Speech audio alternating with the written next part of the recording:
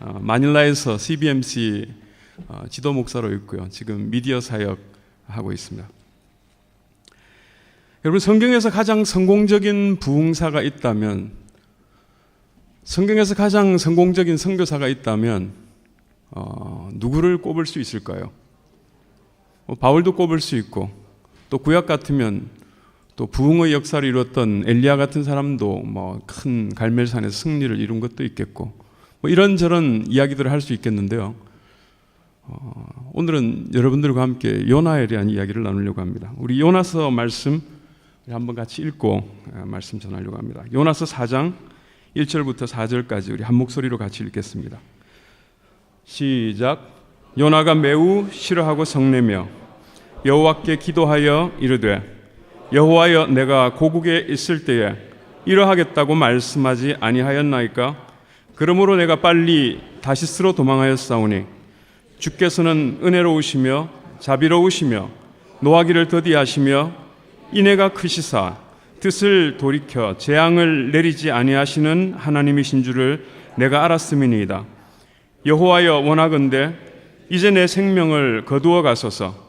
사는 것보다 죽는 것이 내게 나음이니이다 하니 여호와께서 이르시되 너의 성냄이 오르냐 하시니라. 아멘. 요나는 단 하루의 사역을 통해서 선교의 엄청난 역사를 이루게 됩니다. 3장 4절 말씀 보면 요나가 사역했던 것은, 니느웨에서 사역했던 것은 단 하루 동안 말씀을 전했는데 앞으로 40일이 지나면 이 성이 멸망될 것이다 라고 이렇게 말씀하죠.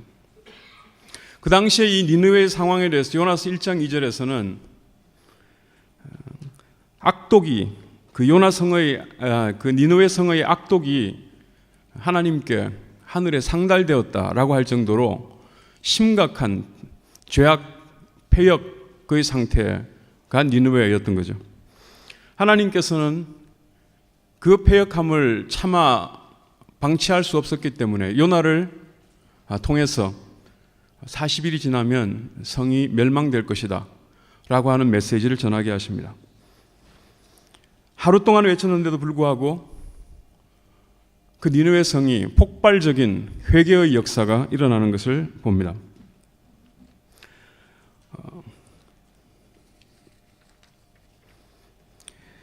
사실은 이 니느웨라고 하는 것은 지금 같으면 북경과 같은 곳이고 맨하탄과 같은 곳이라고 할 수 있는데, 어떻게 이런 성이 유대인, 이스라엘, 또 자기네들이 알지도 못하는 어떤 변방의 하나님이라고 하는, 여호와라고 하는 이런 분의 말씀을 듣고, 또 시골에서 온 선지자 같은 요나의 말을 듣고, 그것도 단 하루의 말을 듣고 제국의 긍지, 자존심 다 팽개쳐 놓고 그토록 금식하고 부르짖고 회개하고 하나님께로 돌아올 수 있었는가? 이것은 참 놀라운 기적이라고 할 수 있을 것입니다. 뿐만 아니라 이것은 왕에게까지 전달되어서 그 소식을 듣고 왕은 모든 자기의 관할에 있는 모든 제국의 사람들에게 금식하도록 하고 기도하도록 하고, 그리고 모든 그동안에 하나님이 싫어하는 일들을 해왔던 것들에 대해서 악행을 그치도록 명령합니다. 이러한 니느웨 성의 회개운동에 대해서 하나님께서는 받으시고 진노를 멈추시고 뜻을 돌이켜서 니느웨를 멸망시키겠다라고 하는 이러한 하나님의 계획을 철회하시는 것입니다. 대단한 반응이라고 할 수 있습니다. 저는 미디어 사역하고 있다고 말씀을 드렸습니다만, 아침마다 페이스북을 통해서, 카카오톡을 통해서 메시지들을 보내면서 사람들의 반응에 무척 민감해지는 그 소인배 같은, 어린애 같은 이런 것들을 늘 느낍니다. 좀 사람이 좋아요, 또 댓글 이런 것들을 달면 하루가 날아갈 것 같고, 좀 조회수가 적고 그러면 좀 의기소침해지고. 근데 요나 같은 경우는 지금 마치 그 페이스북에서 유튜브에서 폭발적인 클릭을 얻은 그런 가수처럼 니느웨 성에서 선교의 엄청난 역사를 이루고 있기 때문에 아마 저 같으면 표정 관리하기가 무척 어려웠을 것입니다. 가슴이 벅찼을 것입니다. 선교사가 말씀을 전했는데 선교의 대상이 회개하고 그토록 하나님 앞에 돌아와서 하나님의 뜻이 바뀔 수 있다면 이것이야말로 선교사의 보람이라고 할 수 있을 것입니다. 그런데 오늘 요나의 반응을 보면 매우 싫어하고 성내었다라고 그렇게 4장 1절에서는 이야기합니다. 그러면서 이렇게 말하죠. 내 이럴 줄 알았어. 내 고국에 있을 때 하나님께서 이렇게 뜻을 바꾸실 줄을 알았기 때문에 그래서 내가 니느웨로 가지 않고 다시스로 가려고 했던 것입니다. 하나님은 은혜롭고 자비롭고 노하기를 더디하시고 인애가 크시기 때문에 재앙을 내린다고 나한테 선포하게 하셨지만 어떤 빌미를 통해서라도 그 거리를 가지고 재앙을 돌이키고 싶어하는 분이라는 것을 내가 알았기 때문에 나는 이 니느웨로 오고 싶지 않았고 그래서 도망갔던 것이다. 그러면서 4장 3절에서는 요나는 이렇게 말합니다. 여호와여 원하건대 이제 내 생명을 거두어 가소서. 사는 것보다 죽는 것이 내게 나음이니이다. 요즘 말로 하면 자살의 충동을 느낀다. 죽고 싶다. 살맛이 나지 않는다. 이렇게 살아서 내가 뭐하나. 선교사로서 선교의 혁혁한 그 업적들을 세우고 난 다음에 이 선교사의 반응인 것입니다. 그런 것들에 대해서 하나님께서 이 요나에 대해서 웃기고 있네 라고 반응을 보이십니다. 4절 말씀 보면 너가 성내는 것이 옳으냐? 너 이토록 좋은 일들이 일어나는데 너는 어떻게 성을 내고 있느냐? 죽고 싶다고 말하고 있느냐라고 하나님과 영 불협화음을 내고 있는 요나를 보게 됩니다. 박자가 잘 맞지 않습니다. 화음이 잘 맞지 않습니다. 하나님과 요나가 지금 같은 편으로 같은 사역을 하고 있음에도 불구하고 하나님은 좋아 죽고 요나는 싫어서 죽고 하는 이런 상황들이 진행되고 있는 것입니다. 요나는 동쪽 성읍에 나아가게 됩니다. 아마 도시가 한눈에 보이는 그런 곳이었던 것 같습니다. 거기서 요나는 하나님께서 재앙을 내리겠다라고 하는 뜻을 돌이키고 난 다음에도 동쪽에 가서 뭔가를 기다리고 있습니다. 무엇을 기다리고 있었을까? 신락 같은 희망을 품고 이 성이 그래도 멸망되지 않을까? 내가 그래도 40일이 지나면 멸망될 것이라고 말했는데 하나님께서 뜻을 돌이킨다고는 하셨지만 그래도 전체 말고 부분적으로라도 무슨 재앙이 내리지 않을까? 이 성 가운데 하나님의 심판이 임하기를 요나는 기다렸던 것 같습니다. 낙심하면서 그는 기다리고 있었는데 그늘도 변변치 않았는데 거기서 박넝쿨이 이렇게 올라오는 거죠. 쑥쑥쑥쑥 자라더니 그 박넝쿨이 상당히 넓었던 모양입니다. 요나를 충분히 가리기에도 충분할 만큼 박넝쿨. 요나는 그것을 경험하면서 크게 기뻐했다고 6절에서 말하고 있습니다. 죽고 싶은 상황에서 그래도 이파리가 자기에게 그늘을 드리고 준다라고 생각하고 그래도 좀 뜨거운 가운데 살만했던 모양입니다. 근데 그 다음날 아침에 나가보니까 박넝쿨이 다 시들어버렸고 게다가 하나님께서는 동풍을 불어왔다. 뜨거운 바람을 게다가 더 불어오는 바람에 요나는 숨쉬기조차 힘들었고 그나마 위로라고 얻었던 이 이파리 박넝쿨까지 다 다시 말라버린 상황에서 또 이야기합니다. 사는 것보다 죽는 것이 내게 나으니이다. 하나님께서는 또 요나에게 말씀하죠. 너 지금 제정신이냐라고. 그렇게 했을 때 요나는 그렇게 대답합니다. 내가 성내어 죽기까지 할지라도 내가 지금 이렇게 속상해하고 열분 내는 이것이 정상입니다. 옳습니다. 사역도 마음도 안 되고 박넝쿨도 나를 도와주지 않고 하나님도 나 같으면 성나지 않겠습니까? 라고 대들고 있는 것입니다. 하나님께서 그렇게 말씀하죠. 너 박넝쿨 없어진 게 그렇게 성나? 그것은 너가 그냥 심은 것도 아니고 그냥 생긴 거고, 그것이 없어진 게 너한테 섭섭할 수는 있지만 그것이 없어졌다고 그렇게 화가 나냐? 라고 하면서 11절 말씀 보면 이렇게 말씀합니다. 하물며 이 큰 성읍 니느웨에는 좌우를 분변치 못하는 자가 12만여 명이요 가축도 많이 있나니 내가 어찌 아끼지 아니하겠느냐. 이 말씀을 하시면서 요나서는 갑자기 필름처럼 뚝 끊어진 채 그냥 끝이 나고 맙니다. 요나의 반응도 기록되어 있지 않습니다. 그 이후에 어떤 일들이 일어났는지 우리는 잘 알지 못합니다.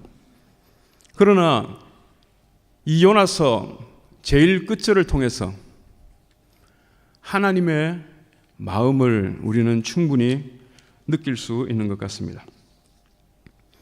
죄악이 가득 찬 니느웨지만, 그래서 방치할 수 없고 심판할 수밖에 없지만 하나님의 마음은 어떻게든지 그 니느웨 사람들을 돌이키고 싶은 것이 하나님의 마음이라, 그들에게 생명을 주고 싶은 것이 하나님의 마음이라는 것입니다. 요한복음 10장 10절에 보면 도적이 오는 것은 도적질하고 죽이고 멸망시키려는 것뿐이요 내가 온 것은 양으로 생명을 얻게 하고 더 풍성히 얻게 하려는 것이다 라고 예수님께서는 말씀하죠. 예수님께서는 그 양들을 위해서 생명을 얻을 수만 있다면 내 생명을 주어서라도 저들의 생명을 살리고 싶다라고 말씀합니다. 나는 선한 목자라, 선한 목자는 양들을 위하여 목숨을 버린다 라고 말씀합니다. 이것이 예수님의 마음이요, 이것이 하나님의 마음인 줄 믿습니다. 의가 무엇인가? 의란 하나님을 믿는 것이다. 하나님을 믿는 것이 뭔가 조금 다른 그냥 의역을 하자면 하나님과 코드를 맞추면서 살아가는 것이다 라고 할 수 있겠습니다. 하나님의 마음을 내가 품고 살아가는 것, 이것이 의라면 악이란 하나님과 코드가 엉클어져 버린 불협화음의 상태라고 할 수 있을 것입니다. 선악과의 저주 속에 살아가는 사람들은 이제 선과 악에 대한 뚜렷한 그러한 주관과 기준을 가지고서는 이전 같으면 하나님 어떻게 해야 됩니까?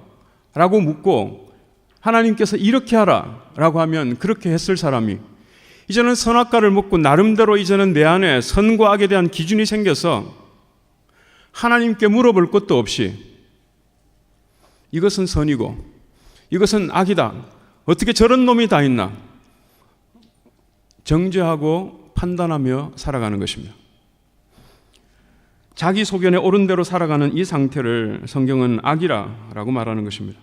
의란 하나님이 말씀하시는 대로 하나님의 마음과 같은 마음을 품고 살아가는 것이라, 하나님께서 원하시는 일, 말씀하시는 것, 그것을 순종하는 상태가 바로 의라고 할 수 있을 것입니다. 하나님께서 아브라함에게 이삭을 바치라라고 말하죠. 어떻게 사람을 죽이라고 하십니까? 어떻게 아들을 바치라고 하십니까? 라고 말하지 않고 하나님께서 말씀하셨기 때문에 순종하는 이 아브라함의 상태를 의라라고 말하는 것입니다. 선지자 요나, 이 사람은 하나님의 마음과 같은 마음을 가졌는가? 하나님께서 소중하게 여기시는 것을 그도 소중하게 여기고 있는가?